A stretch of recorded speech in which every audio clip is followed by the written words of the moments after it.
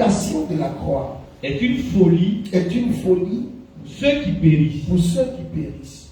Mais pour nous qui sommes sauvés, elle est une puissance de Dieu. Dis-moi Amen et ainsi.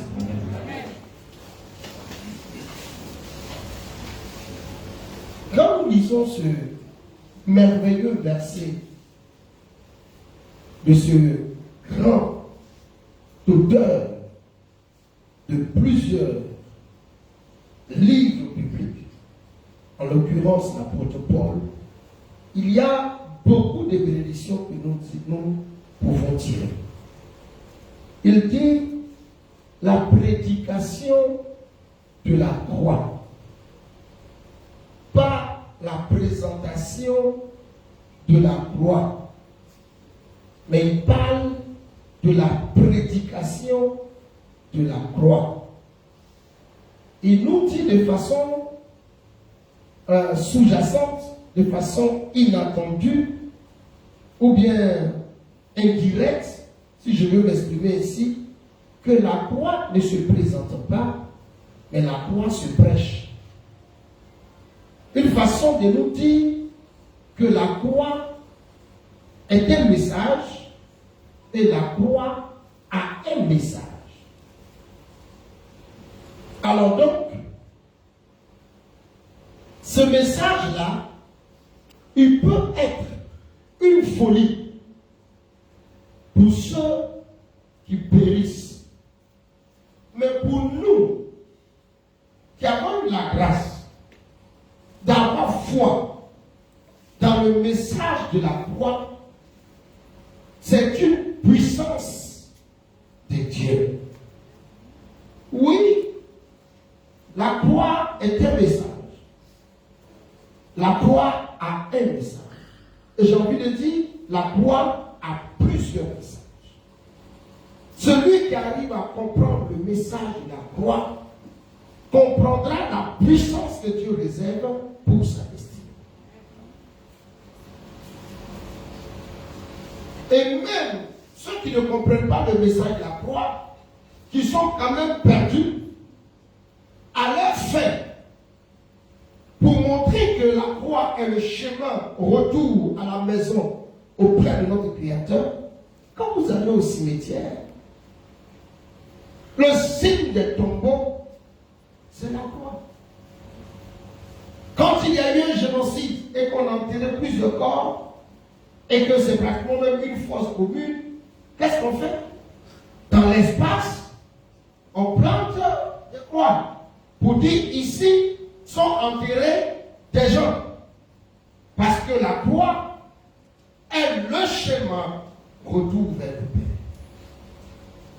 Mais la croix est un message.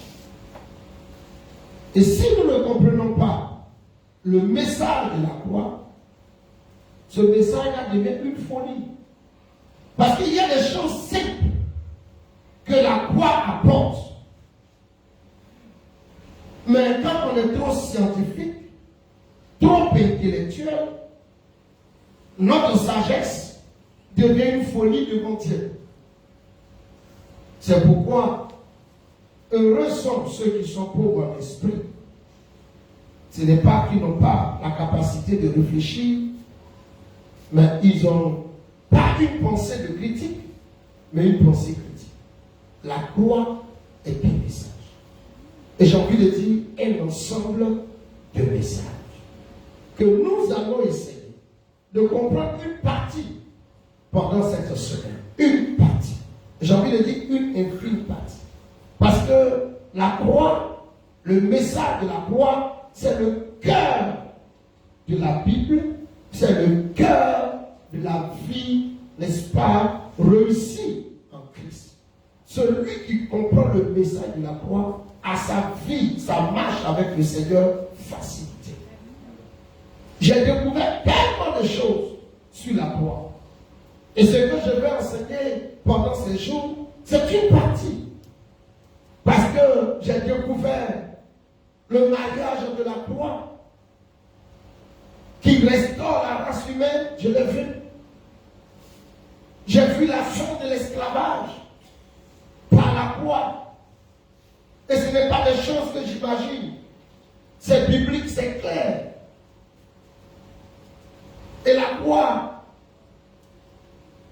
nous aide dans notre retour vers le Seigneur, vers notre Dieu. Alléluia. Alors donc, pour ce séminaire, nous allons parler juste d'une partie du message de la croix. Je vous ai dit que ce n'est pas les faits qui sont importants, mais les messages des faits. Dans la Bible, il y a beaucoup d'actions, mais les actions contiennent des messages. Et ce sont ces messages discernés, compris, appliqués, qui influent nos vies. Ce n'est pas l'observation simplement des messages.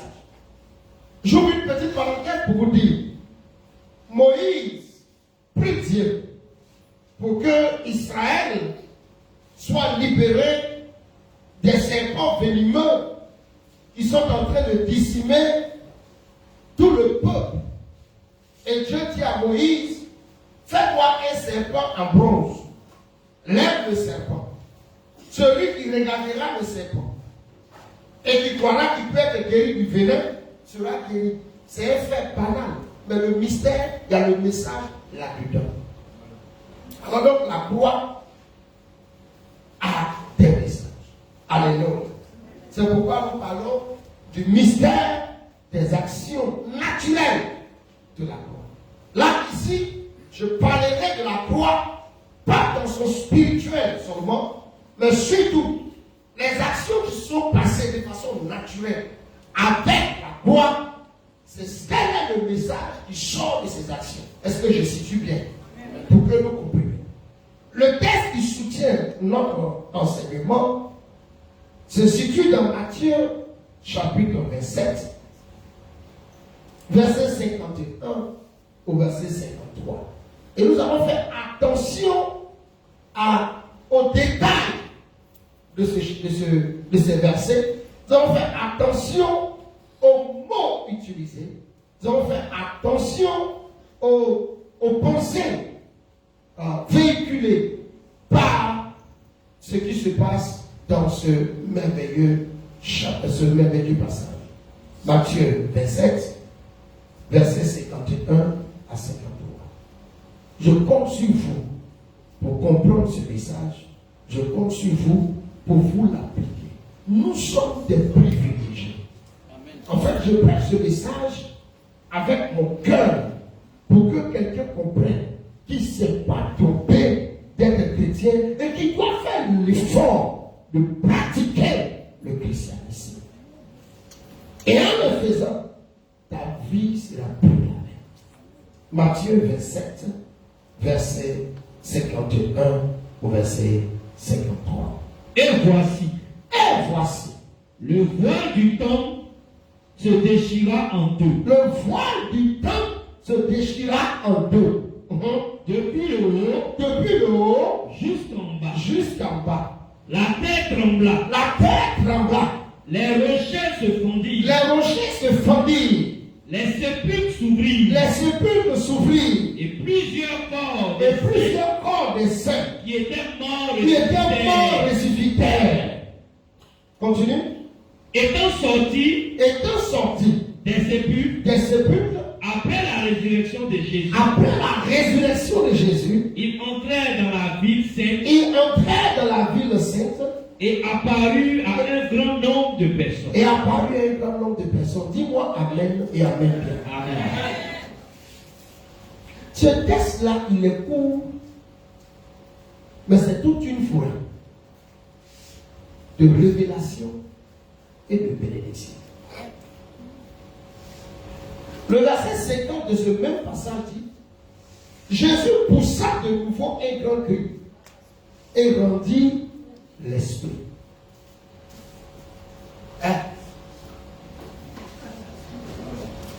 Et rendit l'esprit.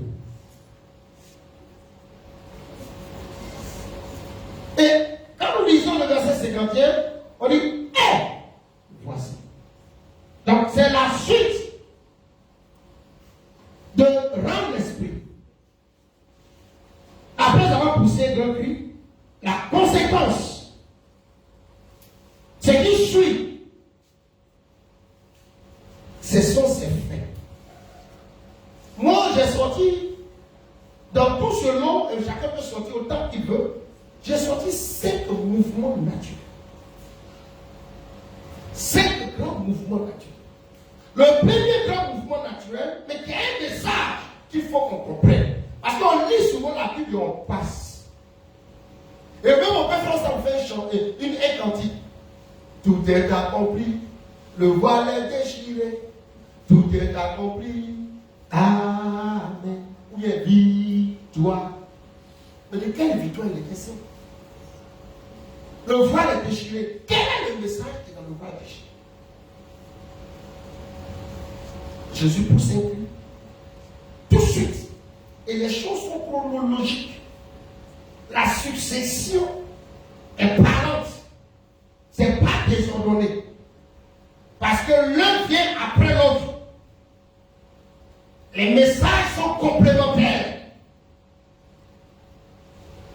C'est le travail le plus important que Dieu pouvait faire pour les humains, créés selon son image et selon sa ressemblance, pour leur restauration. N'oubliez pas que cette année, nous sommes dans l'année, selon la prophétie que nous avons, l'année de la restauration. Amen. Avant de prêcher, je vais revenir un peu sur ce que nous devions être et ce que nous sommes devenus et ce que Dieu veut que nous soyons. Est-ce que vous me suivez bien? Alors, dans ce texte, j'ai sorti au moins 5. La première chose, le premier mouvement naturel qui a un message hautement spirituel, c'est le voile qui se déchire du haut en bas. Donc, le voile se déchire. Ensuite, lorsque le voile se déchire, le deuxième mouvement naturel, c'est la terre qui tremble. N'est-ce pas? La terre tremble. Mais pourquoi la terre tremble? Et après avoir fait trembler la terre, le troisième mouvement naturel qui suit, les rochers se forment. Ça consiste en quoi? Ça ressemble à des faits banals. Mais les rochers se forment. Quel est le message? Pourquoi Jésus sur la croix, quand il rend l'esprit, les rochers se forment? Et après, le quatrième mouvement naturel, les tombeaux s'ouvrent. Les tombeaux s'ouvrent. Alléluia. Amen. Les tombeaux s'ouvrent. Quelle est la relation entre les tombeaux fermés qui s'ouvrent quand Jésus est sur la croix? Quand il pousse un grand cri et il rend l'esprit. Il y a un message caché là que nous devons savoir pour nous approprier et faire de ça notre propriété privée afin que la gloire de Dieu se révèle dans nos vies. Quand les tombeaux s'ouvrent, vous voyez, si on a découvert d'autres actions, peut-être que je ne vais pas nommer. Il y a plusieurs corps de saints qui étaient morts ressuscités. Donc, les saints, c'est pas tout le monde. Les saints connaissent la résurrection. C'est un mouvement naturel. Les tombeaux s'ouvrent, les saints ils ressuscitent. Mais quand ils ressuscitent, ils attendent la résurrection de Jésus. Et ils sortent du tombeau. Donc les saints non seulement ressuscitent, mais ils sortent du tombeau. Après la résurrection de Jésus. Donc, voile déchiré, terre qui tremble, les rochers qui se fondent, les sépulcres ouverts, la résurrection des saints, la sortie du tombeau des saints et le témoignage vivant des saints. Parce que la Bible dit, Quand ils sont sortis, ils sont rentrés dans la ville sainte et ils se sont fait voir. Qu'est-ce ce message-là? Quels sont les messages dans ces faits qui nous sont adressés? Qu'est-ce que Dieu veut nous dire? Vous me suivez bien ce soir? Au fond, quelqu'un doit comprendre que Dieu nous a formés. Satan nous a déformés. Et Jésus nous le forme. Nous étions destinés à être les êtres les plus importants de la terre. Dans l'origine de notre création, Dieu nous a fait pour que nous soyons les rois de la terre. D'ailleurs, il le dit bien dans le psaume. Dieu a fait les cieux pour lui et il a donné la terre au Fils de l'homme. Et le psaume continue pour dire Dieu a fait de l'homme de peu inférieur à lui et il lui a donné la domination sur toute la création et Dieu l'a couronné de magnificence et de gloire. Nous étions importants. Dans l'obéissance, nous dominions sur toute la création. Quelqu'un me dira non, il soutient sa pensée par la Bible. Oui, mon théorème n'est pas faux. Et mon théorème et mes actions sont universelles. Parce que la Bible a démontré elle-même sa suprématie, a démontré sa vérité. Alors donc, utiliser ce qui est vrai pour soutenir ce que je dis, ça me met dans la vérité. Je parle à quelqu'un ce soir. Donc Dieu nous a fait à l'origine pour que nous soyons des dominateurs sur la terre. Selon Genèse 1, verset 26. Faisons l'homme selon notre image et selon notre ressemblance pour qu'il domine. C'était le plan de Dieu à l'origine. Mais Satan, qui était Lucifer, ayant échoué, nous a fait sortir de ce plan pour que nous soyons des dominés. Et depuis le péché, on a perdu cette grâce de domination. Avec plusieurs conséquences. Jésus vient pour la restauration. Et le ministère de Jésus, qui a consisté, la partie du ministère de Jésus, qui a consisté à la restauration et à la restitution de nos droits selon le plan de Dieu, ce ministère s'est manifesté à la gloire et au tombeau. Parce qu'il y a 4 axes dans le ministère de Jésus. Il y a son ministère, l'axe de sa naissance, il y a l'axe de son ministère en Israël, il y a l'axe de son ministère à la croix et il y a l'axe de son ministère au tombeau. Et le 5e axe, ça sera bien entendu son retour. Je vous enseignerai ça prochainement. Les 5 axes du ministère de Jésus. Alors, selon ce que nous venons de dire, il y a des mouvements naturels. Vous voyez, il y a un mouvement, il y a... Ma fille, s'il n'y a pas assez de place, il ne faut pas te coincer, tu peux rester là. Il y a un mouvement qui a étonné même.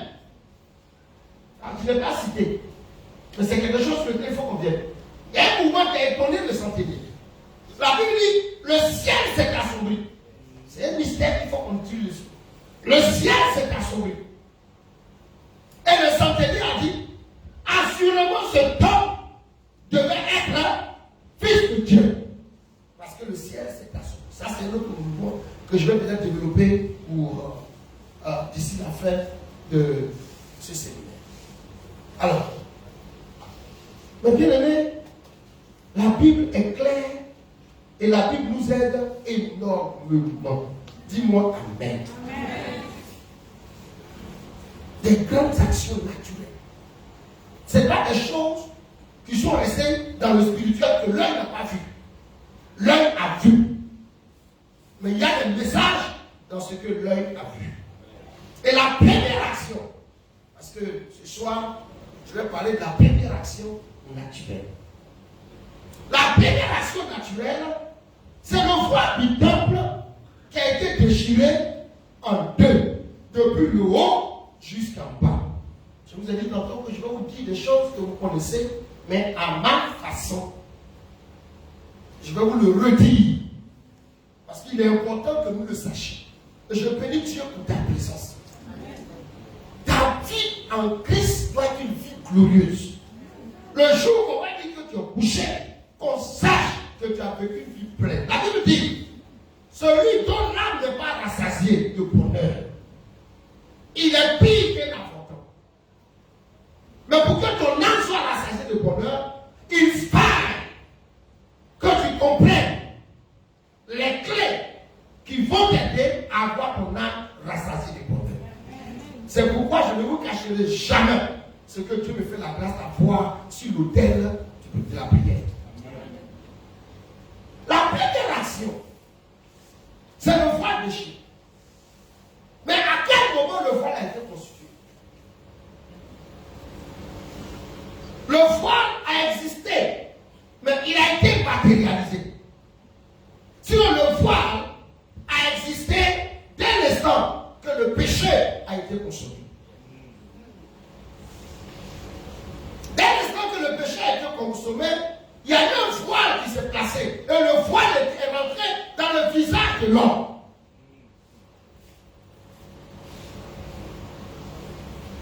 Est-ce que vous me suivez? J'ai envie de vous dire plus loin que le voile a existé, mais le voile travaillait en bien pour nous. Dès notre création, Dieu nous a mis dans un voile. Est-ce qu'ils sont avec moi? Mais un voile qui travaillait en bien. Parce que la Bible dit, Genèse 2, verset 15, après avoir formé l'homme, Dieu prit l'homme et le plaça dans le jardin. Dans la version biblique, il est écrit, Dieu le plaça dans l'enceinte. Et quand on parle d'enceinte, on parle d'un endroit clos. Un endroit bien limité.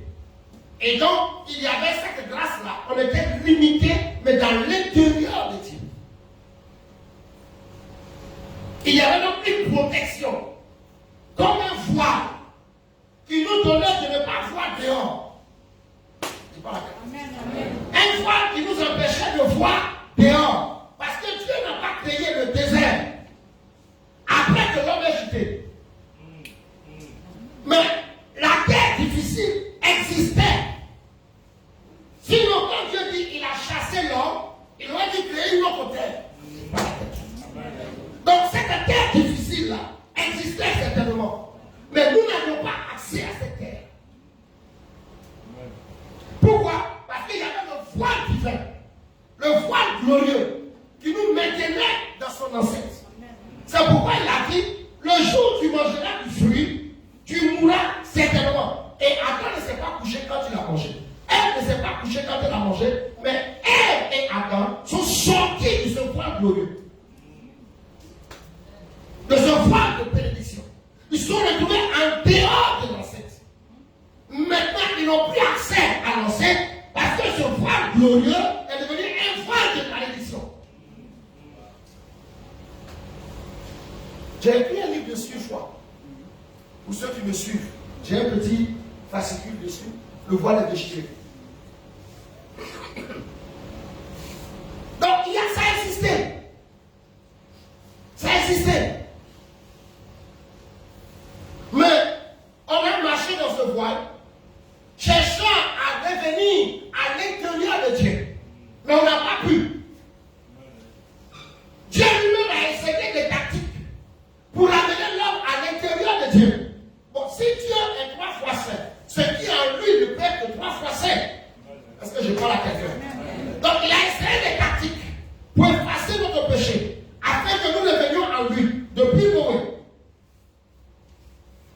Quand il a vu Noé qui se comportait mieux que les autres, il dit, voici une race que je peux transformer, travailler parce que je ne veux plus recréer l'homme, mais tout ce que je peux faire, je peux façonner à nouveau. Dieu se refuse de recréer parce qu'il a achevé son travail et il est dans son temps de repos. Mais il peut améliorer, il peut façonner, il peut restaurer. Donc il a vu Noé. Qu'est-ce qu'il va faire?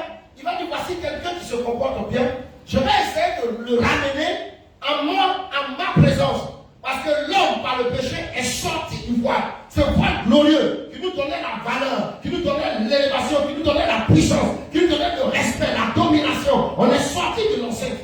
Maintenant, on est au dehors. Un enfant dehors est plus en danger qu'un enfant à l'intérieur. Je parle à quelqu'un.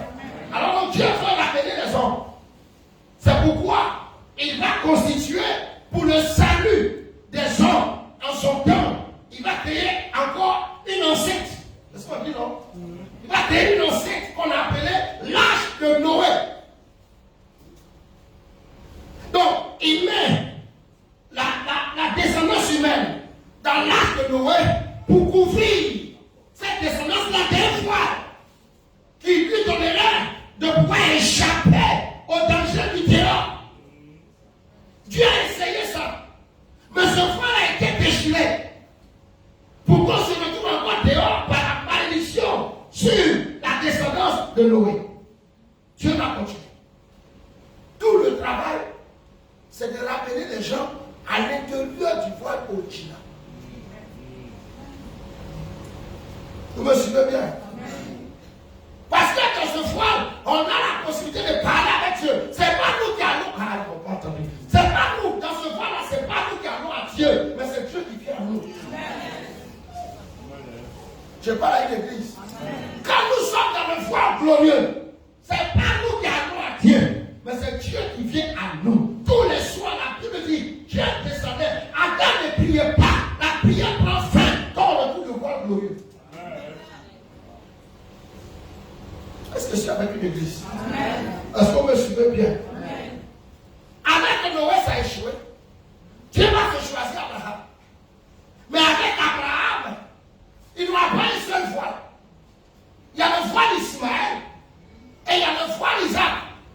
Mais lequel de voile sera bon? Parce que s'il y a un voile qui combat un autre, ça sera compliqué. Donc Dieu va faire un travail spécial. Il dit bon, comme jusque-là les enfants n'ont pas compris, parce que je parle dans le spirituel. Noé, c'est le spirituel. Abraham, c'est le spirituel. Dieu dit, je vais faire de sorte que, comme ils ne comprennent pas le spirituel, je vais leur permettre de comprendre par le naturel. Moïse, tu vas sauver Israël, c'est moi qui ai envoyé Israël en Égypte. Ce n'est pas Israël qui s'est levé pendant l'Égypte. C'est moi qui ai envoyé Israël en Égypte. Je l'ai dit à Abraham, en Genèse chapitre 15, le verset 13. Ce jour-là, Abraham ne m'a rien fait de grave. Mais je lui ai dit que sa descendance va souffrir sur une terre étrangère pendant 400 ans. C'était un verdict compliqué. Mais je l'ai accompli. Maintenant, l'heure est arrivée. Va, sauve mon peuple. Et Moïse va, il sauve le peuple. Ce n'est pas dans le spirituel. Moïse sauve le peuple dans le naturel. Parce que je parle à l'église. Il sauve le peuple dans le naturel. Et alors, chemin faisant, Dieu dit bon, je vais habiter au milieu de vous. Moïse, viens sur la montagne. Quand Moïse va sur la montagne, il dit voilà. Il y a un protocole que je voulais faire comprendre au peuple que je me suis choisi depuis toujours. Je voulais faire comprendre un protocole aux humains que j'ai choisi pour être mes représentants sur terre. Mais ils n'ont pas compris le protocole. Alors, tu vas construire un tabernacle selon le modèle que tu vois. Parce que ma gloire à moi, c'est mon invisibilité. Est-ce que vous me suivez? Alors Moïse a fait le temple. Le tabernacle. Et Dieu va dire à Moïse, compte tenu du fait que l'homme n'est pas encore restauré, l'homme n'est pas encore renouvelé, la tâche que Satan a placée dans le cœur de l'homme par le péché existe encore. Je ne peux pas permettre à l'homme de me voir. Alors quand tu vas faire le tabernacle, tu vas faire un voile. Exode 26, verset 33. Exode 26, verset 33. Verset 33. Tu mettras le voile au-dessous de la grappe. Et c'est là, en dedans du voile, vous voyez où Dieu se manifeste. En dedans du voile. Que tu feras entrer l'âge du témoignage. L'âge du témoignage, c'est Dieu. C'est dans le voile, à l'intérieur du voile. Au-dedans, après le voile. Quand tu vas faire entrer l'âge du témoignage. Continue. Le voile vous servira. Le voile vous servira De séparation entre le lieu saint et le lieu très saint. Est-ce que je suis en train de dire? Amen. Le voile vous servira de quoi? Séparation entre le lieu saint et le lieu très saint. En d'autres termes, par le tabernacle de Moïse, on peut devenir saint. Quelques-uns peuvent devenir saints, mais ils ne peuvent pas être très saints. Est-ce qu'on me suivre bien ce soir? Par le tabernacle de Moïse, il y a une séparation. Et le voile qui a été déchiré, ce n'est pas dans le tabernacle de Jésus. Ce n'est pas dans le tabernacle de l'Église. C'est dans le tabernacle de Moïse que Salomon a reproduit. Est-ce qu'ils sont avec moi? Amen. Est-ce qu'on me suit? Ce voile donc a créé une séparation entre les hommes et Dieu. Ça veut dire quoi? Que par l'existence de ce voile, je peux me débrouiller pour être saint. Mais je ne peux pas avoir la sainteté. Il y a toujours quelque chose qui va m'accuser. Et ma vie sera limitée.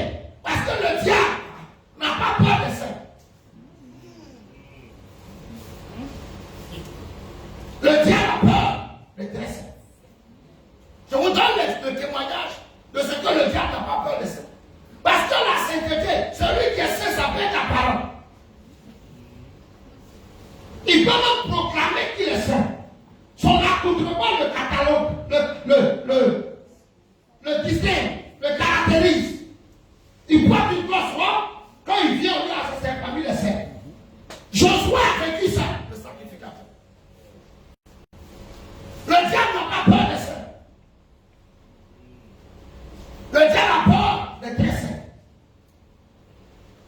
Josué, le souverain sacrificateur, en Zacharie chapitre 3, verset 1 jusqu'au verset 5, il est écrit que lorsque l'Éternel venait bénir Josué, le souverain sacrificateur, celui qui avait la possibilité, une fois par an, d'entrer dans le lieu très saint pour donner le sang du bouc, pour faire l'expiation du péché de tout Israël, la Bible dit cet homme-là, le diable n'avait pas peur de lui.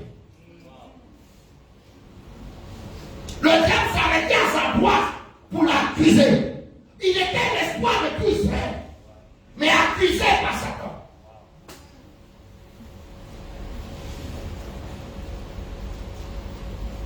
Il a fallu la grâce de Dieu pour que Dieu le déshabille de sa tenue sainte. Le voile était une malédiction pour la race humaine.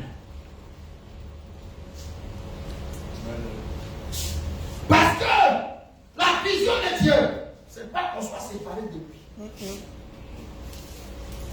Dieu ne nous a pas fait pour qu'on soit séparé de lui. Parce qu'être séparé de Dieu, c'est être en enfer. Parce que l'enfer, ce n'est pas le feu qui brûle. On peut le dire. Les théologiens nous disent que c'est le feu qui brûle. Mais moi, je dis l'enfer, c'est l'absence de Dieu dans nos vies. Quand tu perds la présence de Dieu, tu es en enfer. Et ce voile-là nous empêchait. C'est écrit noir sur blanc. Le voile vous servira de séparation entre le lieu saint et le lieu très saint. Si vous regardez la construction du tabernacle, les dimensions du lieu très saint, c'est Jérusalem. Est-ce qu'ils sont avec moi? les dimensions du lieu très saint, c'est Jérusalem, la nouvelle Jérusalem. Quand on regardait la construction du tabernacle, la longueur du lieu très saint, la hauteur du lieu très saint, la largeur du lieu très saint sont toutes égales. C'est un cube. Alors que le cube est la figure la plus parfaite en géométrie. Parce que constitué le carré est la figure la plus parfaite en géométrie. Et donc c'est le signe que le lieu très saint est le lieu le plus parfait dans l'humanité. Il faut donc y avoir accès. Mais le voile nous empêche d'y entrer. Déchirer dans ce voile, c'est un message. Ce voile déchiré, pas par la main de l'homme, mais par la main de Dieu. Parce qu'il n'est pas déchiré d'en bas vers le haut, mais il est déchiré du haut vers le bas. C'est la main de Dieu lui-même. Donc ce qui empêchait l'homme d'entrer dans le lieu très saint, ce qui empêchait l'homme d'entrer dans la présence de Dieu, ce qui empêchait l'homme dans le lieu où il ne prie plus, ce qui empêchait l'homme de permettre à Dieu de venir à lui, c'est ce voile-là qui était le problème. C'est pourquoi la première chose, le premier mouvement naturel qui va se produire, parce que Dieu est content, Dieu est content. Je vous prêche Jésus, je vous prêche le crucifié, celui qui est capable, qui a été capable d'aller jusqu'à la croix, le Saint qu'il était, et il est allé, il s'est livré lui-même. Philippiens dit, il s'est rendu obéissant jusqu'à la mort de la croix. Ce n'est pas une mort gratuite. Le voile est déchiré. Se déchirer ce voile est un mystère, est une grâce pour nous. Parce qu'on ne va plus vers Dieu, mais Dieu vient vers nous. Après le voile, on ne prie plus, mais c'est Dieu qui descend. Le voile est un mystère qu'il fallait vaincre, un mystère qu'il fallait détruire. Et le monsieur est allé, écoutez-moi bien, Abraham n'a pas pu déchirer le voile. Moïse a formé le voile, mais il ne savait pas comment le déchirer.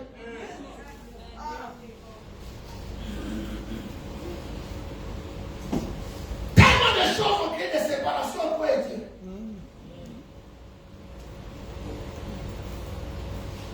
Tellement de choses ont créé des séparations. Mais lui, il vient pour qu'il n'y ait plus de séparation. Le voile, dans sa déchirure, est un mystère. Mais ce qui est grave, il fallait que le voile soit déchiré pour qu'on ait accès dans l'intérieur de Dieu. Vous voyez, il est écrit par rapport au lieu très saint. Dieu dit à Moïse que c'est dans ce lieu-là qu'il se rencontre avec nous. Je ne sais pas où c'est.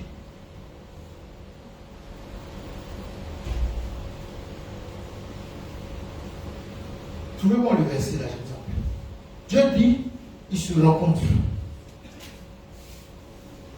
Je me rencontre. Dieu se rencontre. Et c'est pas ce que vous me parlez. Je parle à quelqu'un. C'est dans ce lieu-là que Dieu se rencontre. Je ne comprends pas bien français. Mais Dieu dit, il se rencontre. Je crois qu'en français, le verbe rencontrer met en contact deux entités différentes.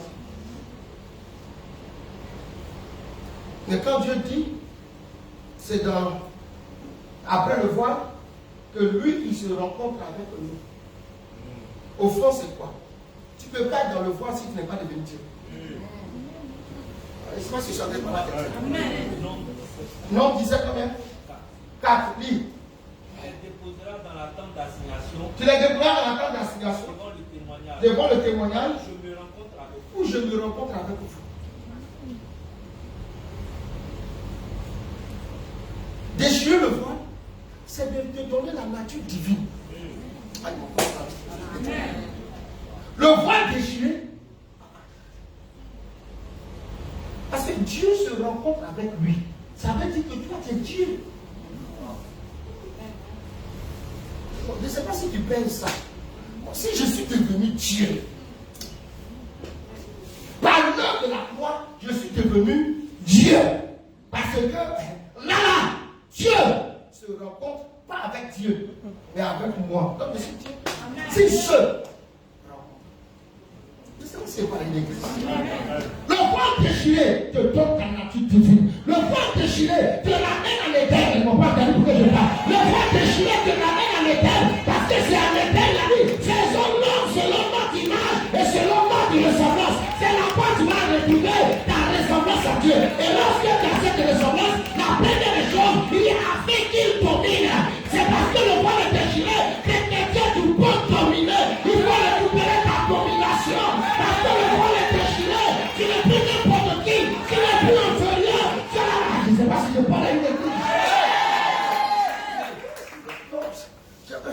Je crie, mais ce n'est pas pour te citer. Non. Je crie, ce n'est pas pour te citer. Ça te permet de comprendre qui tu es. En Jésus. C'est pourquoi Éphésiens est clair. Gloire soit rendue à notre Père et Dieu de notre Seigneur Jésus-Christ qui nous a bénis de toutes sortes de bénédictions spirituelles dans les lieux célestes, mais en Christ. Tu es devenu Dieu. Il ne faut pas simplement savoir. Ce n'est pas savoir qui est important. C'est de t'approprier ça. Pour que tu sortes de la domination. Pour que tu sortes de l'esclavage. Dieu, rien ne limite Dieu. Rien ne lui est impossible. Le voile déchiré, du haut en bas, Dieu se rencontre avec toi. Quand tu n'as plus besoin des Zacharie, l'homme à la robe sale, pour pouvoir aller vers Dieu. Toi, tu peux aller directement vers Dieu. Parce que Dieu, le matin, quand tu as genoux, que ton cœur est ouvert et que ton âme est sensible et que tu es sincère dans ta prière, Dieu, toi tu ne vas pas à Dieu, mais Dieu vient te trouver. C'est pourquoi il a dit, si tu veux prier, va dans le lieu secret. Et là, mets-toi à genoux et prie. Et Dieu là, est ton Dieu qui est dans le lieu secret. Ton Dieu est dans le lieu secret. Il ne vient pas. Lorsque tu vas prier, ce n'est pas toi qui fais descendre Dieu. Il est déjà là. Pourquoi? Parce que dans ta prière, à cause du voile déchiré, Dieu se rencontre avec toi. Le petit matin, Dieu se rencontre avec toi. Mais toi, tu parles avec Dieu. Quelqu'un va parler avec tes frères.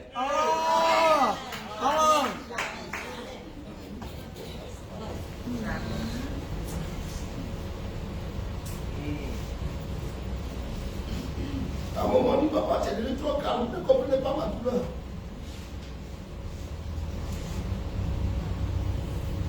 Et le divin. On devient divin. Ce que je vous dis, faites l'effort de comprendre et vous approprier. Ça changera votre marche avec Dieu. Mais le voile après est plus grave. Est-ce que vous savez que le voile nous interdisait la vie? Avec la présence du voile, on ne peut pas vivre. C'est pourquoi Moïse n'a pas pu faire entrer Israël dans la vie.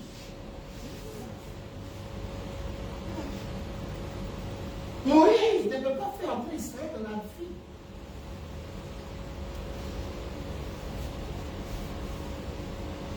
Parce que le voile est là. Moïse ne peut pas faire entrer Israël. Moïse ne peut pas. Il ne peut que déplacer Israël sur la terre. Mais il ne peut pas faire entrer Israël dans la vie. Parce que la relation de Moïse et Dieu, il y a un voile. Et le voile interdit quiconque d'avoir la vie.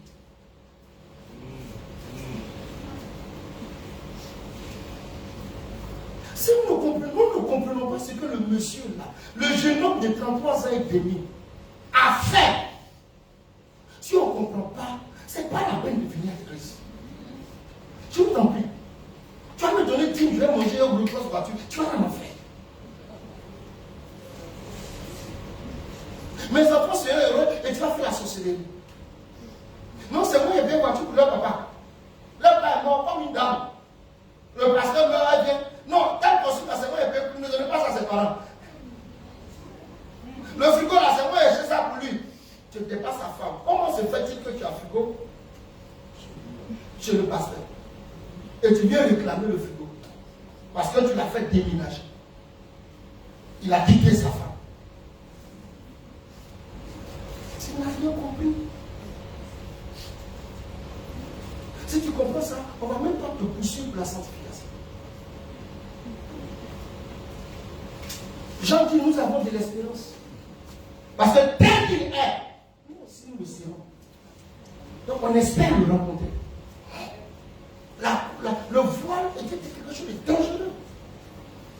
Et ce qui est vilain, quand on doit déplacer le tabernacle, ce qu'on prenait pour couvrir les chérubins, c'est le voile. Ce n'est pas notre drap, c'est ce voile. Pour dire que même qu'il est en mouvement, on ne peut pas avoir accès à lui. Il bouge avec le voile. Le voile bouge, le voile se déplace.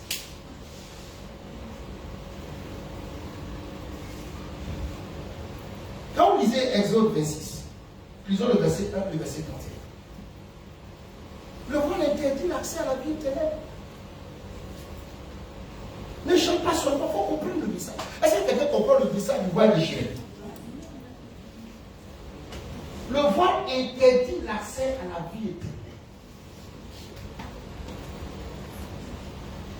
Et Jésus est venu fendre ce voile-là par l'œuvre de sa gloire pour que tu aies accès à la vie éternelle. Je t'explique ça. Aujourd'hui, je vais arrêter sur ça. Et demain, on va continuer. Il y a d'autres mouvements naturels. Il y a d'autres actions naturelles qui sont des bénédictions énormes. Énormes. Je vous dis bien énormes, incalculables. Exode 26, verset 1. Exode 26, verset 1.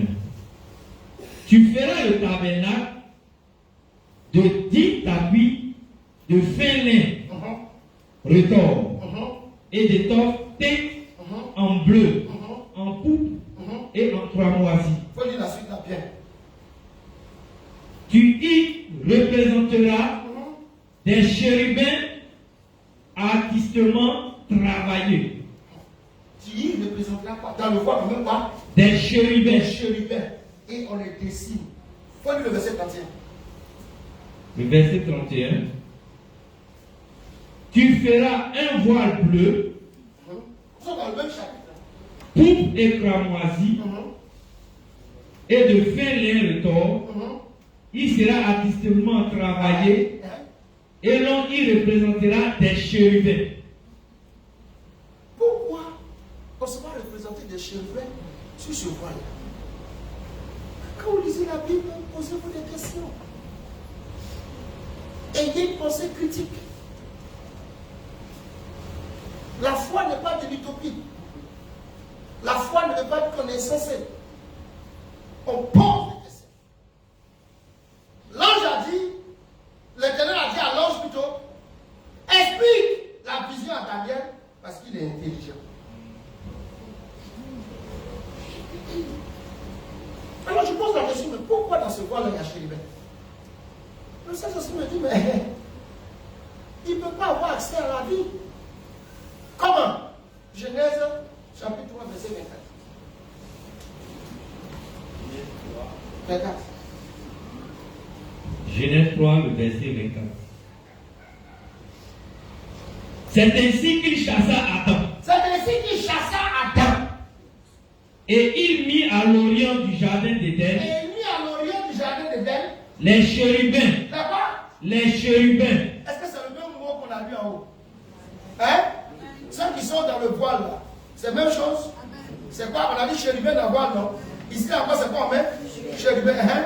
Les chérubins Hein? qui agitent une épée flamboyante Hein? pour garder le chemin. Pour garder le chemin. Regardez quoi? Le chemin. Regardez quoi? Le chemin De quoi? de l'arbre de la vie. Amen.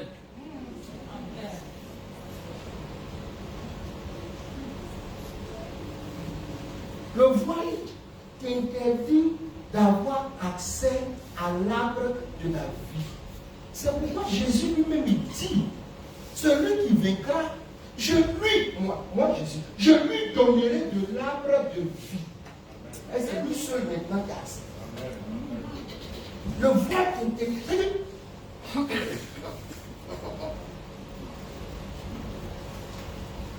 C'est pour le salut d'Israël que Jésus a fait 3 jours au tombeau.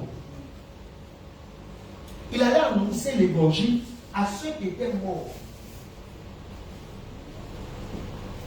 qui n'ont pas connu la grâce du salut, pour mettre tout le monde au même niveau.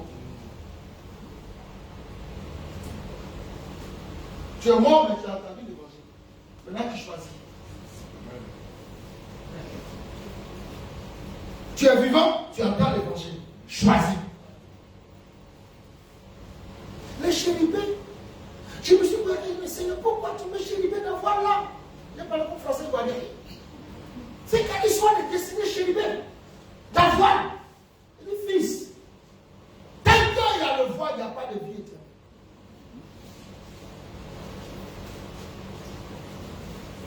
C'est pourquoi Dieu n'a pas tant aimé le monde qu'il a donné Moïse, afin que quiconque croit ait la vie éternelle. Dieu n'a pas tant aimé le monde qu'il a donné Abraham, afin que quiconque croit en lui ait la vie éternelle. Mais Dieu a donné son Fils unique, afin que quiconque croit en lui ait la vie éternelle. Mais c'est une phrase. Si tu ne comprends pas la profondeur de cette phrase, croire en lui qui est la vie éternelle, ça ne marche pas. Vous savez, je fais les mathématiques au lycée. Si tu ne comprends pas le théorème, tu ne sais pas la vie. Tu ne comprends pas l'action, tu ne sais pas la vie. Si tu ne comprends pas ce qui est écrit, tu ne sauras pas la vie. Et le christianisme, le diable a laissé les gens faire des églises. Mais permettre aux gens dans les églises de ne rien comprendre. Donc ce n'est pas l'ancêtre du temple là qui te sauve.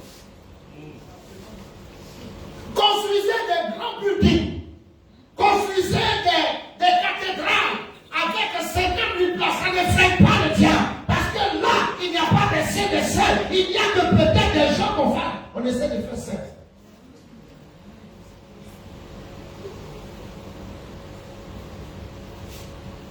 Ils n'ont pas assez. Après le voile. Déchirer le voile, c'est te donner accès à l'arbre de vie. Regardez, je prends le verset 23 de Genèse 3. Il dit, ça dit quoi? Voici que l'homme est devenu comme l'un de nous, dans la connaissance du bien et du mal. Empêchons-le de faire quoi? Empêchons-le maintenant d'avancer sa main, de prendre l'arbre de vie, d'en manger et de vivre éternellement. Méchant. Et de vivre éternellement pécheur. C'est par l'amour de Dieu pour nous qui nous a chassés. Est-ce que je parle à quelqu'un? C'est par l'amour de Dieu pour nous, dans le péché là, qui nous a chassés. Parce qu'imagine quelqu'un qui est mauvais et qui est éternellement mauvais. Alors que chaque fois, Dieu ne nous a pas séparés de notre conscience. Est-ce que je parle à quelqu'un? Dieu ne nous a pas séparés de notre conscience. Il nous a chassés du jardin, de sa présence, mais il nous a laissé partir avec notre conscience. Mais tu es mauvais, tu fais ce qui est mauvais, tu rentres à la maison, ta conscience te gronde, et tu vis ça éternellement, tu peux se rendre. Il faut qu'on mette fin à ça. Il faut que je te tue pour te refaire. Tu as un pot d'argile. Je ne peux plus écrire sur toi parce que tu es sec. Tout ce que je peux faire, c'est de décasser, te rendre encore en poudre, refaire. C'est l'amour que j'ai pour toi. C'est l'amour que j'ai pour toi. C'est par l'amour que nous mourons. C'est pourquoi il veut qu'on meure dans le Seigneur. Parce que si tu es mort en dehors du Seigneur, ton agir a sa couleur. Si tu es mort dans le Seigneur, ton agir a sa couleur. On ne fait pas des jolis pots avec n'importe quel thé. Il y a des thés aussi pour faire la couleur qu'on ne peut plus bien faire avec. Tu meurs dans le Seigneur, Dieu va lui faire l'agir. Jésus est mort. J'ai envie de dire dans le Seigneur. Quand il ressuscite, il a un nouveau corps. Ça traverse le mur. Je fais mal. On ne peut pas avoir accès à l'arbre de vie tant que le voile n'est pas déchiré. Vous voyez, ça m'a permis de comprendre le verset que Jésus dit à Philippe. En Jean 14. En fait, déchirer le voile, c'est mettre fin au ministère des chérubins sur le chemin de l'arbre de vie. Quand il a déchiré le voile, le ministère des chérubins sur le chemin de l'arbre de vie a été arrêté. Mais cela ne veut pas dire que le chemin de l'arbre de vie n'est plus gardé. Mais il est devenu facile à pratiquer. Jean 14, 6. Jean 14, 6. Jésus lui dit, je suis le chemin. Hein? Je suis le chemin. C'est pourquoi on doit les déchirer du haut en bas. Ça fait deux. Un chemin, il y a deux bords. Il n'a pas voulu le voir. C'est comme une porte. Il y a deux bords. Du haut en bas. Il dit, je suis le chemin. De quel chemin il parle? C'est le chemin de l'arbre de vie. Ce n'est pas le chemin du ciel. Parce que le ciel, on n'ira pas au ciel. Notre ciel, c'est notre vie éternelle sur la nouvelle terre. Le ciel n'est pas un espace.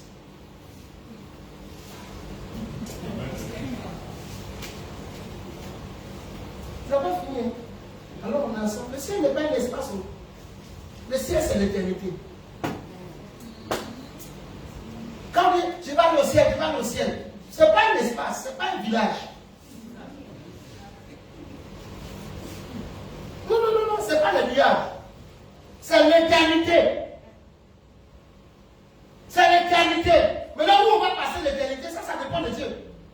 S'il dit va renouveler cette terre pour qu'on soit dessus, c'est son affaire. Si comme il le dit dans l'Apocalypse, il va créer une nouvelle Jérusalem, une nouvelle terre, et ça c'est son affaire. Mais toi, ton ciel, là, c'est ton éternité. Tu vas passer ça où? En dehors de Dieu ou en Dieu? Facile.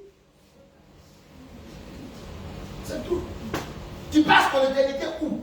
En dehors de Dieu ou en dedans de Dieu? Il dit, je suis le chemin. La vérité. Ce que je vous dis là, je ne vous mens pas. Ce que je vous dis, c'est la vérité. Et la vie. Et la vie. Nul ne vient au Père. Nul ne vient au Père que par moi. Que par moi. Chérubin est remplacé par Jésus.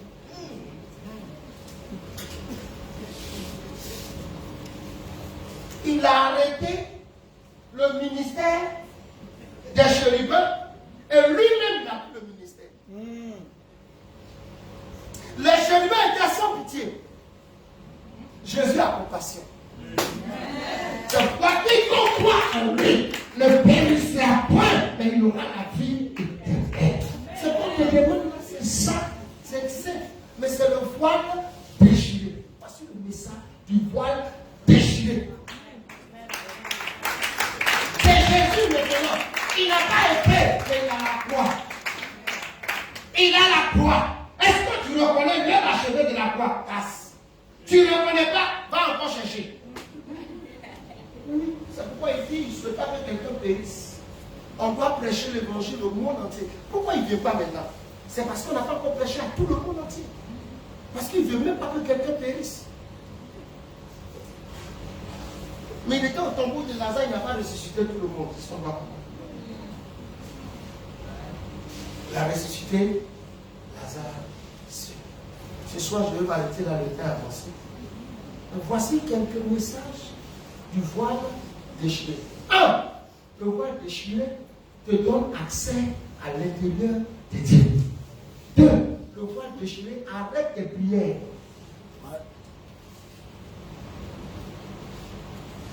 Moi, quand je prie et puis j'arrive derrière le voile, je ne prie plus. Je dis merci. Parce qu'il est là. C'est le véritable lieu secret. Dieu se rencontre avec toi. le voile déchiré te donne la nature divine. Vous voyez, les animaux savent qu'on est Dieu. Mais nous, on ne sait pas qu'on est Dieu. Un serpent ne va pas te mordre par envie ou par autorité. Un serpent te mord pour se défendre.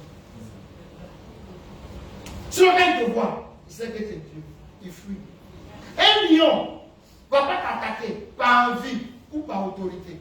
C'est pourquoi, quand le lion te regarde, ce qu'il cherche à voir, est-ce que tu as peur? Dès l'instant que tu as peur, il sait qu'il est plus Dieu que toi.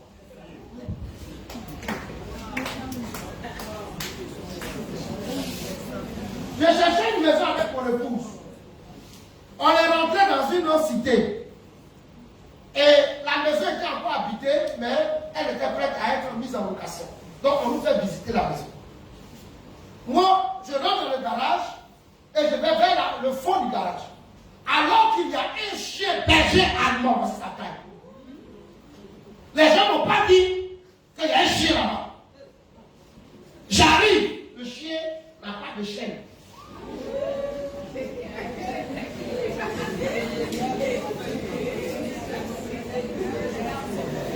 Le chien n'a pas de chaîne.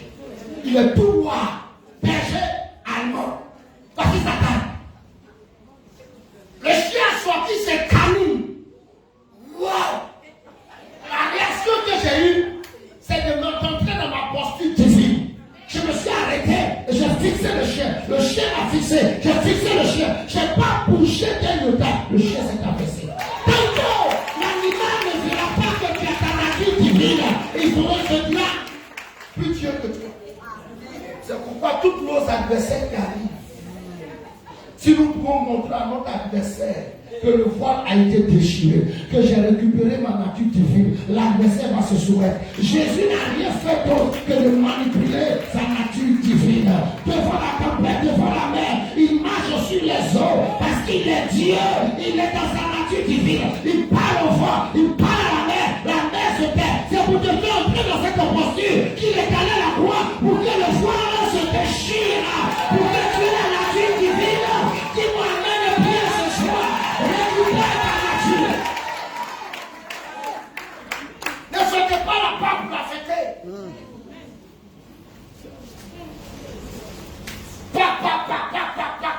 Il va se dire pas comme nous. Non. Il y a un message. Demain, je te dirai pourquoi la terre a tombé. Et après, je te dirai pourquoi le rochon a été fondu. C'est en quoi ça te concerne. Terre qui tremble, rocher qui fait fort. C'est à Jérusalem que c'est passé. Qu'est-ce que ça nous dit? Qu'est-ce que ça m'apporte? Que Dieu te bénisse pour ce soir. Que Dieu te bénisse dans ta